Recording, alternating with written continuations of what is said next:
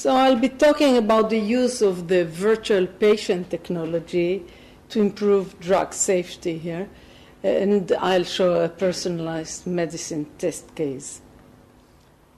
We will be very briefly mentioning the problem, which is that research on intracellular interactions, on molecular interactions, does not suffice for forecasting patient response. And the solution that I offer, and actually has been mentioned already this morning, is that biomathematics is the mechanism for relating molecular changes to their effect on the patient as a whole.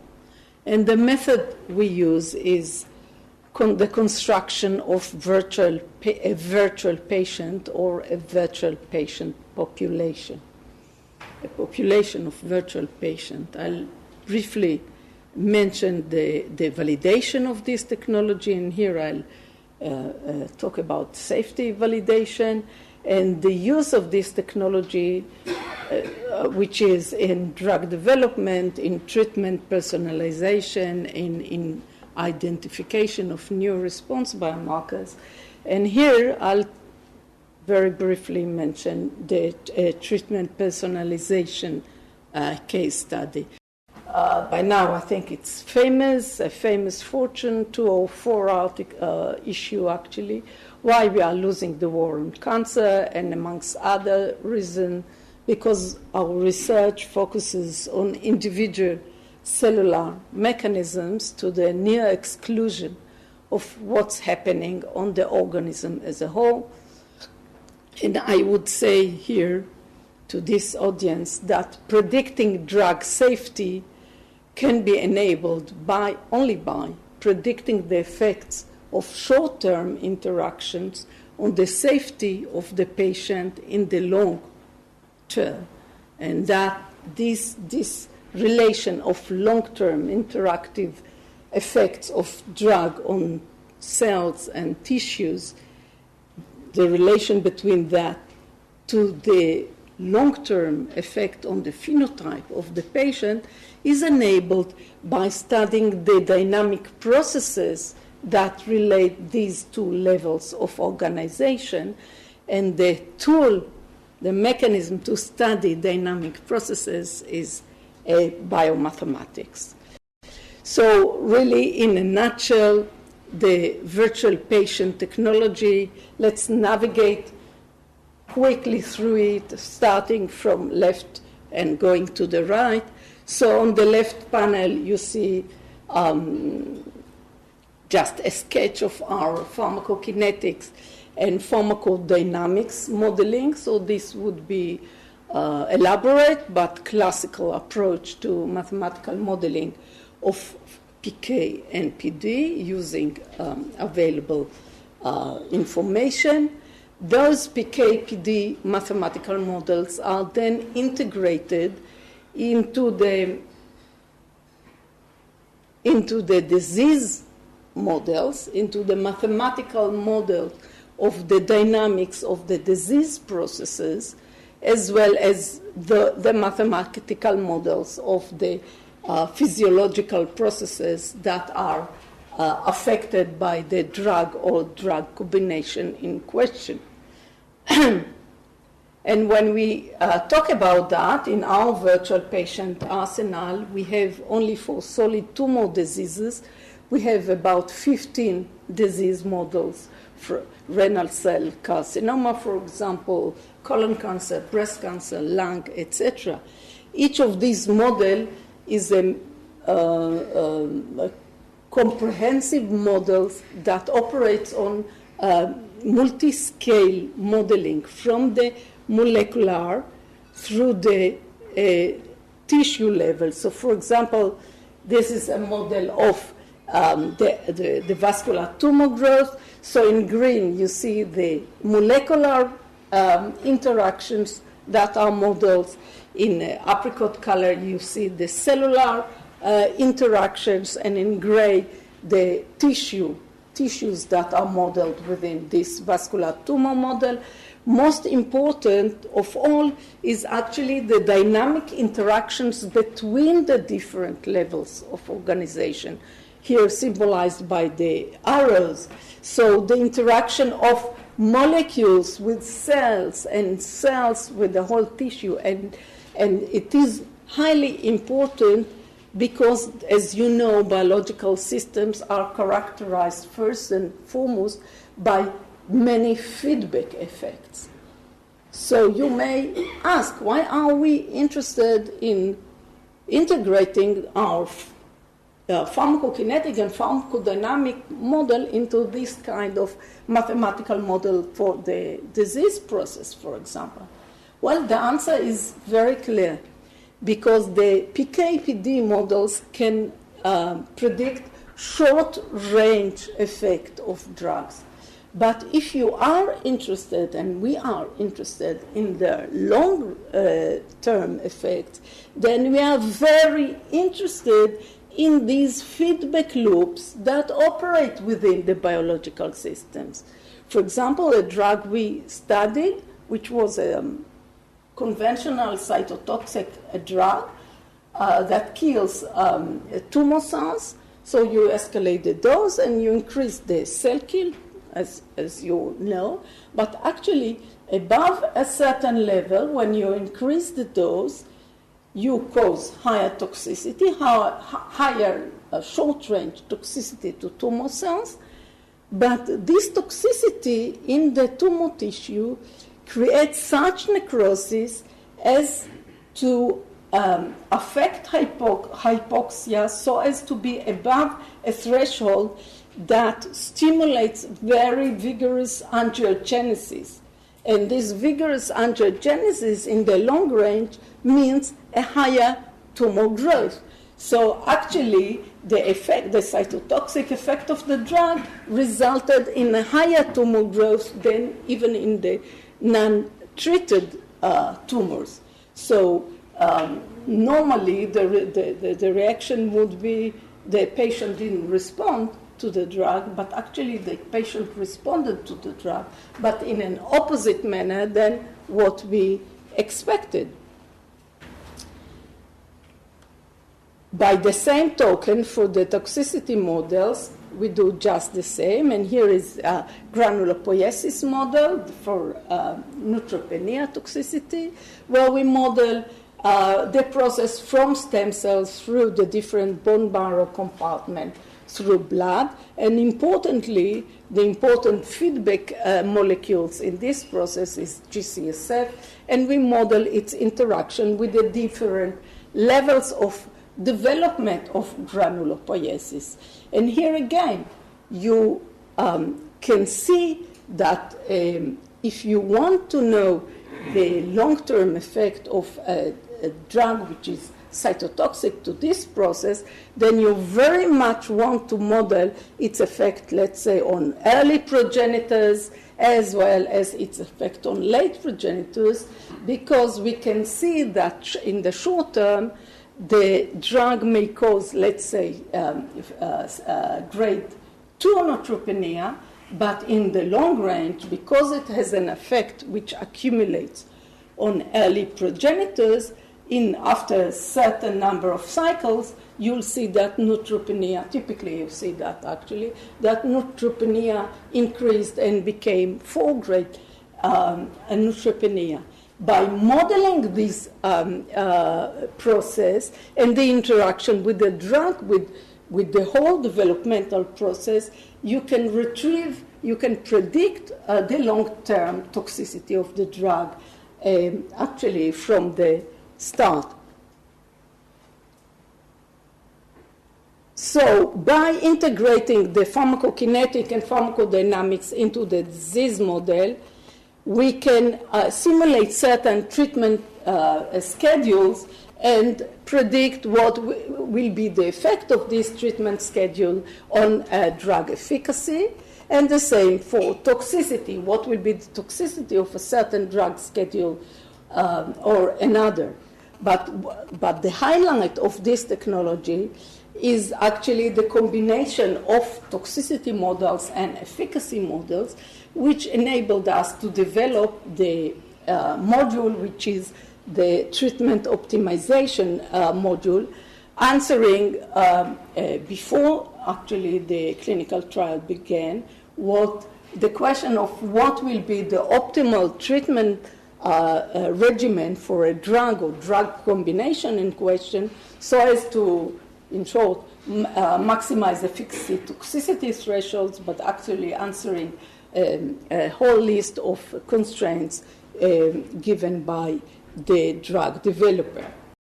So you may say, well, that looks, I hope to say, that looks very nice, but is it validated? And the answer, yes. The technology has been validated in a very long series of preclinical and clinical trials on the separated modules and on the virtual patient as a whole. And here I'll just briefly mention that's a Cancer Research UK press release from a couple of years ago, actually taking pride in our Optimata Virtual Cancer Patient being able to predict response, non-response in 70% of the patient treated in Nottingham City Hospital by its breast cancer by docetaxel, and we were able to improve this prediction to 0.79%. But I'll say a few words more about the toxicity validation. So typically, the validation went as follows.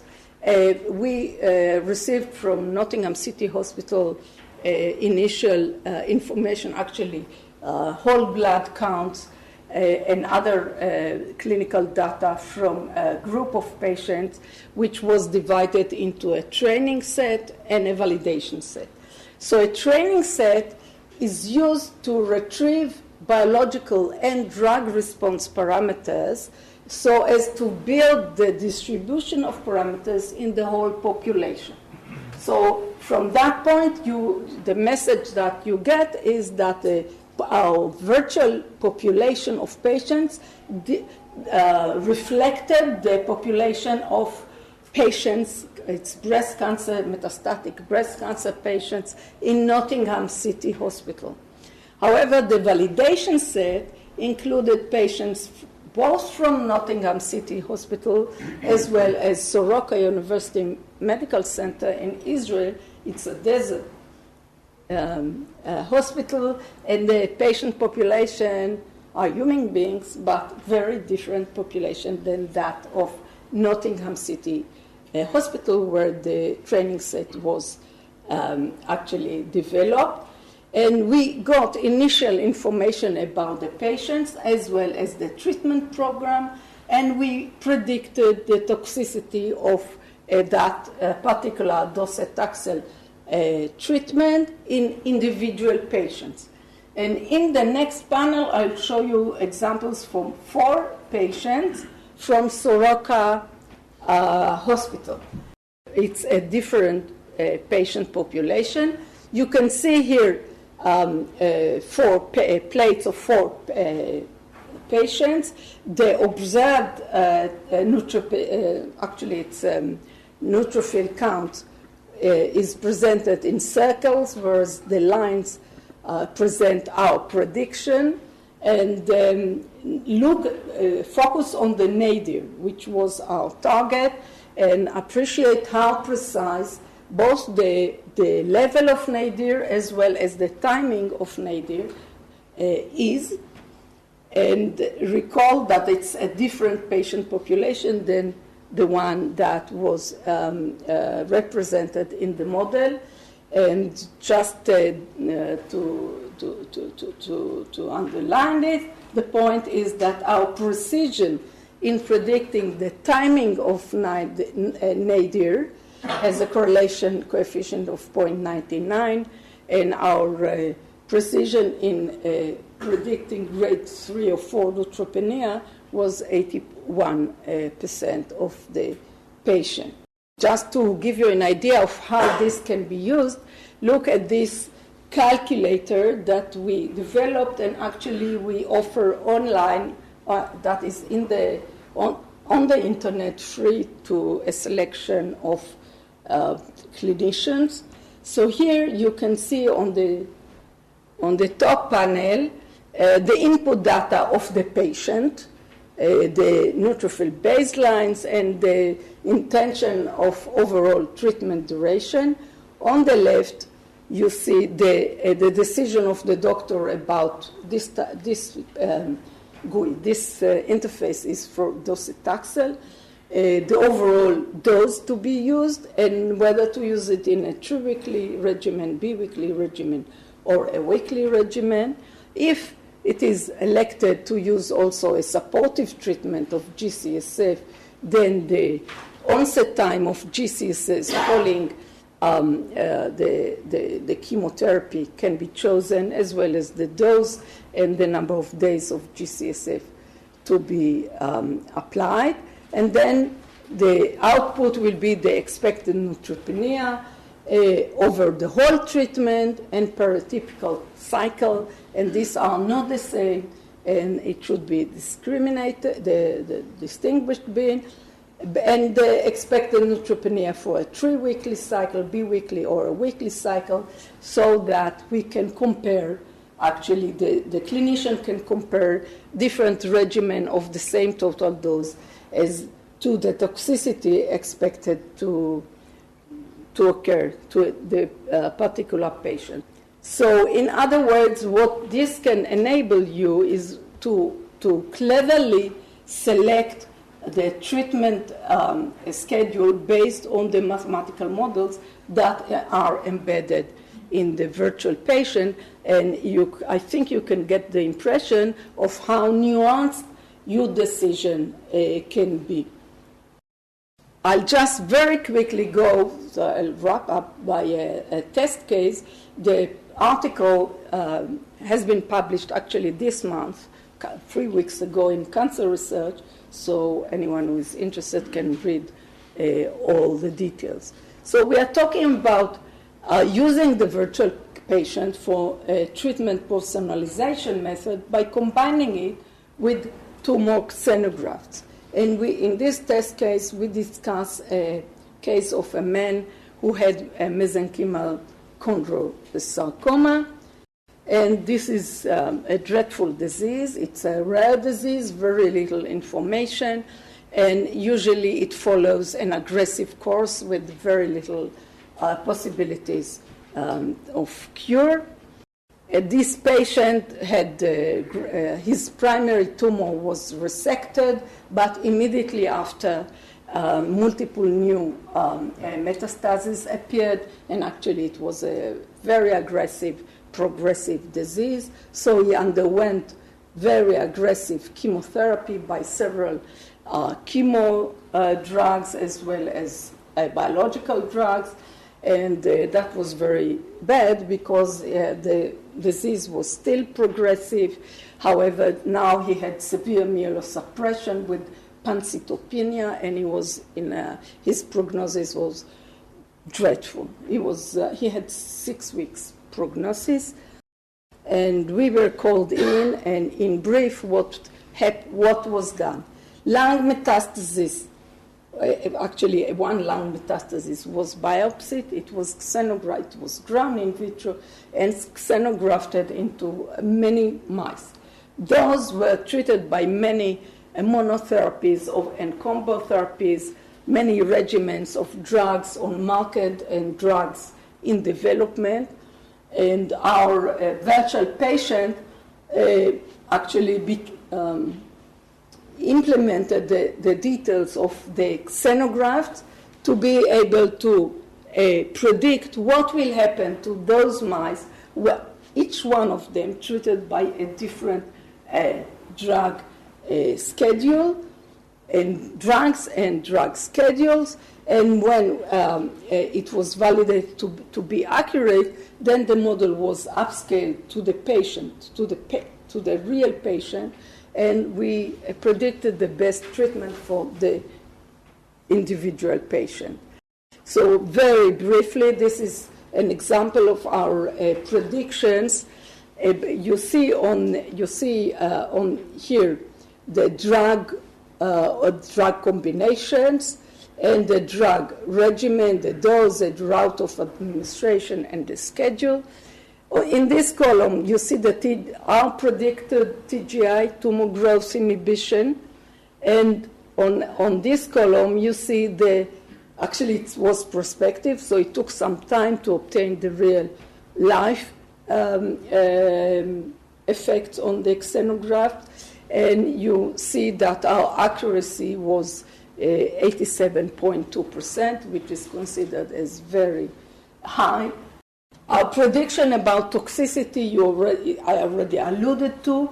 We believed also for this patient that neutropenia and thrombocytopenia will be better, will be alleviated even if the chemotherapeutic drug, docetaxel in this case, will be applied once weekly rather than every 3 weeks. And here, and the question is, what about efficacy? And we checked the virtual patient, the virtual mesenchymal chondrosarcoma patient in our computer, and we saw that once weekly regimen for whatever the drug dose is will be a better, I don't know whatever, for those we tried, will be better than the 3 weekly regimen, and therefore we recommended to use for this patient a combination of docetaxel and bevacizumab in a very specific protocol, which for docetaxel meant once weekly a smaller dose of docetaxel. The weekly docetaxel in that patient resulted in disease stabilization for the first time after a very long time, and relief of pancytopenia, which was really remarkable, I have to say.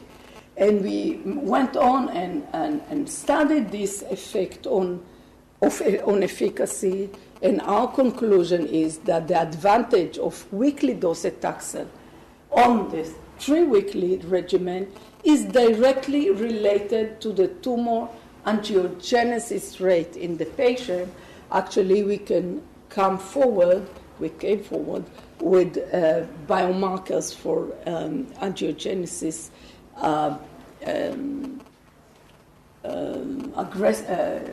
rate. It's actually rate of angiogenesis, which we think is important to know if you are to select the exact or the best drug regimen for the individual patient. So to sum up, virtual patient technology formalizes complex drug-patient interactions, and successful validation of this technology enable it to be employed for identifying improved regimens and indication for drugs in question. A successful treatment personalization endeavor improves patient survival and quality of life. And once weekly docetaxel inflicts significantly lower neutropenia, G-CSF should be applied 6 days post-chemo in the once weekly regimen, and not so in other toxic intervals, in other dosing intervals for this drug. Because for the biweekly, for example, we believe that another dosing interval is better, whereas some others can be bad. Once weekly docetaxel is more efficacious for patients with intense angiogenesis. Thank you very much.